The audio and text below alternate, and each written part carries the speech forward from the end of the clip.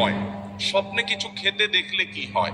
দেখুন, স্বপ্নে স্বাভাবিকভাবে আমরা অনেক কিছু যেগুলো কল্পনা জল্পনা করি খাওয়ার কথা, অনেক যুবক আছে সারাদিন চাইনিজ খাওয়ার ধান্দায় থাকে, বাবা মার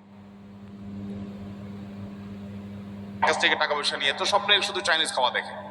এটা জল্পনা কল্পনা করার কারণে হয়, এরকম কিছু স্বপ্ন আছে। আবার কিছু স্বপ্ন আছে বেশ ইঙ্গিতপূর্ণ, ব্যাখ্যা সাপেক্ষ, যে প্রশ্ন থেকে ইন্ডিকেট পাওয়া যায়, সেটা স্বপ্ন দেখলে যদি আপনার কাছে মনে হয় বেশ তাৎপর্যপূর্ণ, কোনো ভীতিকর কিছু নয়, তাহলে সেটা ব্যাখ্যা সাপেক্ষ হতে পারে। স্বপ্নের ব্যাখ্যা যারা বুঝেন তারা বলতে পারেন যে কোন স্বপ্নের কি ব্যাখ্যা হতে পারে। আবার অনেক সময় দেখা যায় কিছু খাবার আছে অস্বাভাবিক, নোংরা কোনো খাবার খাচ্ছেন আপনি, ময়লা খাচ্ছেন, অথবা কোনো কিছু খাচ্ছেন কিন্তু আপনার কষ্ট হচ্ছে, ঘুম থেকে ওঠার পর মুখ দেখা যায় তিতা, অথবা আপনার তিতা অনেক সময় অন্য কারণে হতে পারে, গ্যাস্ট্রিক বা অন্য কোনো কারণে হতে পারে। আবার অনেক সময় দেখা যায় যে স্বপ্নে এরকম কিছু খাচ্ছেন যেটা বিদঘুটে টাইপ। এগুলো বেশিরভাগ ক্ষেত্রে ব্ল্যাক ম্যাজিক হয়ে থাকে।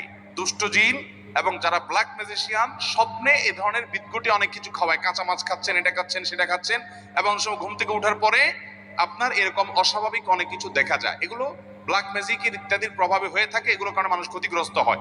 আমি ব্যক্তিগতভাবে এক রুগীর কথা জানি, চিটাং রোডে আমার ভূমিপল্লী মসজিদের পাশে, মসজিদের 2-3 বিল্ডিং পরেই ভদ্রমহিলা অসুস্থ হয়েছেন ব্ল্যাক ম্যাজিকের কারণে। কোনো রোগ বালাই ট্রিটমেন্ট করে কিচ্ছুতে কোনো উপকার হয়নি।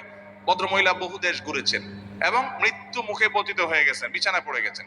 ইয়াং মানুষ, খুব বেশি বয়স হয়নি।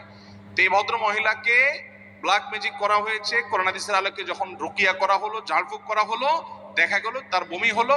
বমির সাথে একটা গোশতের টুকরা বের হলো যেটা চুল দিয়ে পেঁচানো। এখন চুল দিয়ে কেন পেঁচানো হলো আমি তো জানি না। একজন ডাক্তারের সাথে শেয়ার করলাম, উনি বললেন ভাই চুল দিয়ে এই জন্য পেঁচাইছে যে চুল এটা কখনো হজম হয় না, এটাকে এমন ভাবে চুল দিয়ে মোড়ানো হয়েছে যে এই গোশতের টুকরাটা কোনোদিন হজম হবে না, এটা যতদিন তার পেটে থাকতে থাকবে মৃত্যু পর্যন্ত সে কষ্ট পেতে পেতে দুনিয়া থেকে যাবে, ব্ল্যাক ম্যাজিকের কারণে, কালো জাদুর কারণে।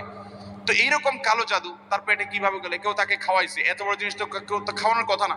স্বপ্নে অনেক সময় শয়তান এটা করে। এই স্পিরিচুয়াল বা আপনার আধ্যাত্মিক বিষয়গুলো অনেক সময় আমরা অনেকে বিশ্বাস করতে চাই না, অথচ এগুলো কোরআন হাদিসের আলোকে অপ্রমাণিত বিষয় নয়। অতএব স্বপ্নে আপনি কি খেলেন বা না খেলেন এটি ব্যাখ্যা সাপেক্ষ বিষয়। হতে পারে জল্পনা কল্পনার কারণে, সেটা সাধারণ।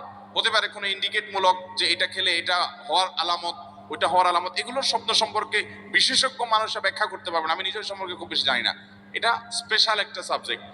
আর ইসলামের স্বপ্ন, এটা ইমানদারদের স্বপ্ন বেশিরভাগ ক্ষেত্রে ইঙ্গিতমূলক হয়ে থাকে, ইন্ডিকেটমূলক হয়ে থাকে, ভালো বা মন্দ তার কোনো কিছুর আলামত হয়ে থাকে। আর তৃতীয়ত, কোনো কিছু খাওয়াটা অনেক সময় হয় এটা আপনাকে ব্ল্যাক ম্যাজিকের অংশ হিসেবে ম্যাজিশিয়ানরা ঘুমের ভিতরে কোনো কিছু আপনার পেটে ঢুকায়। এটা কিভাবে ঢুকায় প্রকৃতি কি একমাত্র আল্লাহ ভালো জানেন, কিন্তু করে, এবং সেটি কারণে মানুষ ক্ষতিগ্রস্ত হয়, প্রভাবিত হয়। এগুলোতে বাঁচার উপায় কি? ওই যে শোয়ার সময় উজু করে ঘুমাবেন এবং 3 কুল পড়ে পুরো শরীর বন্ধ করে ঘুমাবেন, সুন্নাহ সম্মত আমলগুলো সকাল সন্ধ্যা করবেন এবং কোরআন তেলাওয়াত বাসা চালু রাখবেন। বিশেষ করে দেখবেন এই সমস্ত ব্ল্যাক ম্যাজিক থেকে আল্লাহ তাআলা আমাদেরকে বাঁচাবে। আল্লাহ তাআলা আমাদের সবাইকে যা শুনলাম, জানলাম, বুঝলাম আমল করার তৌফিক দান করুন।